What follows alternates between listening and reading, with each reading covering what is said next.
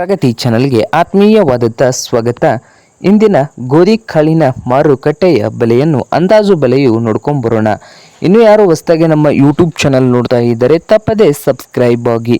ಇಂದು ಗೋಧಿ ಕಾಳಿನ ಅಂದಾಜು ಬೆಲೆಯನ್ನು ನೋಡ್ಕೊಂಡು ಬರೋಣ. ಒಂದು ಕ್ವಿಂಟಲ್ಗೆ ಎಷ್ಟು ಬೆಲೆಯನ್ನು ಹೊಂದಿದೆ ಅಂತ.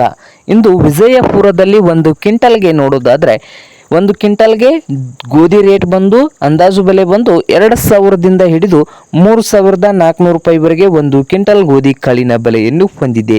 ಹಾಗೆ ರಾಯಚೂರದಲ್ಲಿ ನೋಡೋದಾದರೆ 2,000ದಿಂದ ಹಿಡ್ಕೊಂಡು 2,000ದಿಂದ 3,400 ರೂಪಾಯಿವರೆಗೆ ರಾಯಚೂರದಲ್ಲಿ ಒಂದು ಕ್ವಿಂಟಲ್ ಗೋಧಿ ಕಾಳಿನ ಬೆಲೆಯನ್ನು ಹೊಂದಿದೆ.